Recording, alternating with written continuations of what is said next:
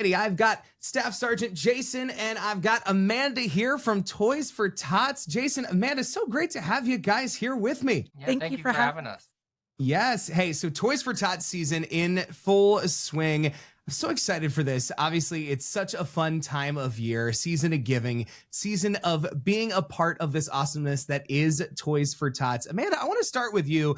Being a volunteer with Toys for Tots, what inspired you to get involved with this organization? I've actually been doing this since I was about 2 years old. My mom started doing it almost 50 years ago. So it's been in my blood and in my family. So it's been great doing it as long as I have.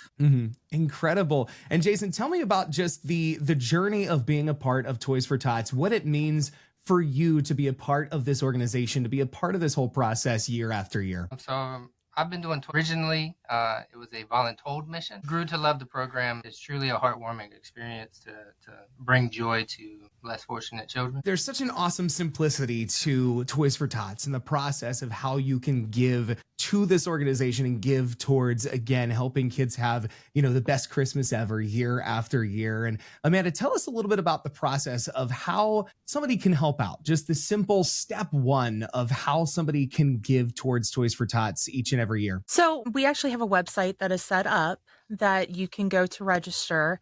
And you can register to become a drop site. You can register to volunteer in the warehouse. And then there's some people who just get boxes and just collect toys and have different events.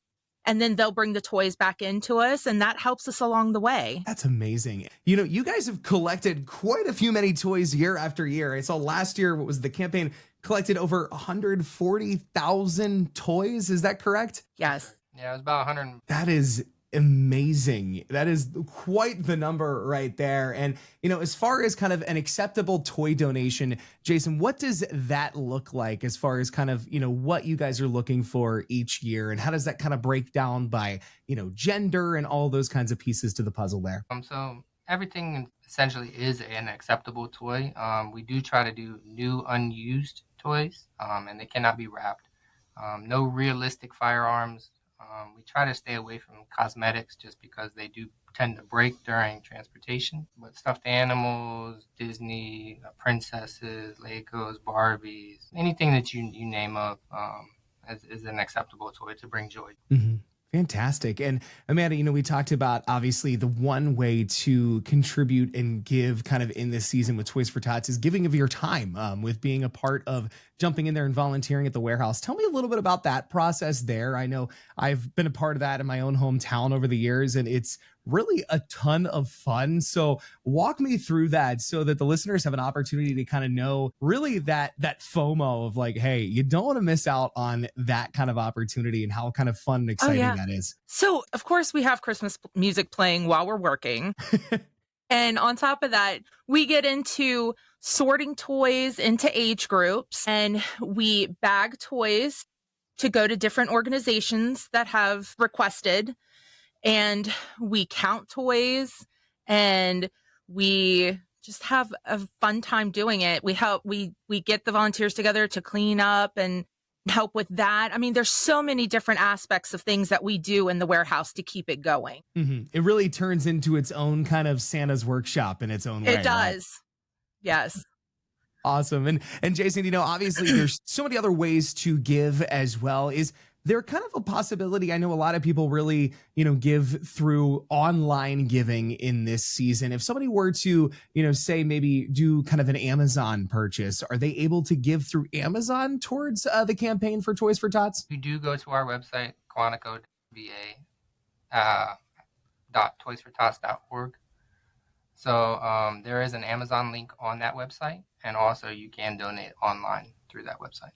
Amazing. And jumping back onto that as well, Amanda, I know there's a lot of people that, maybe they're not big on, buying the toys. Maybe they're not the most creative when it comes to jumping into the toy aisle and picking out something for the kids. And maybe they're just big on, hey, I'm going to make a monetary donation.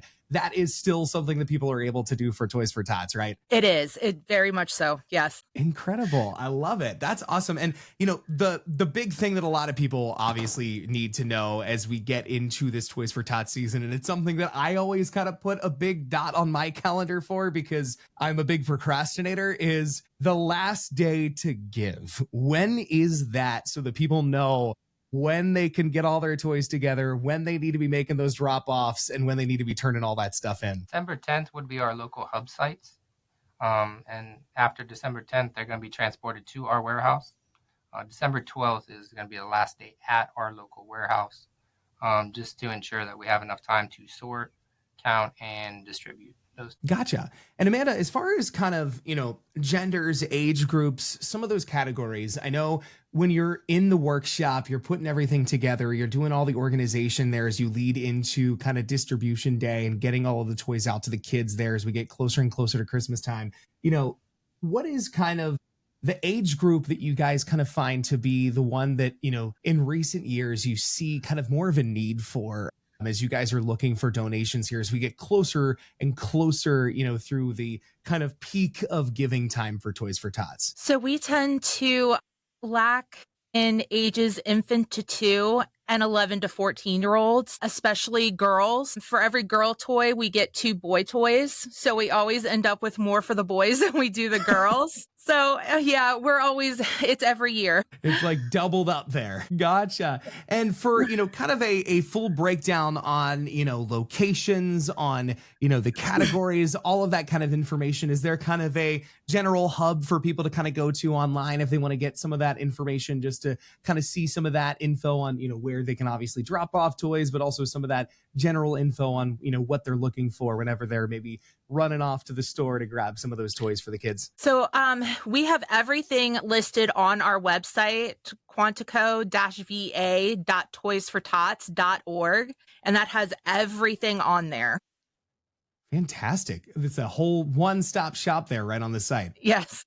Yeah, and also they do support the app on all Google and Apple devices that will locate any drop sites in your local area, and also like the chapters.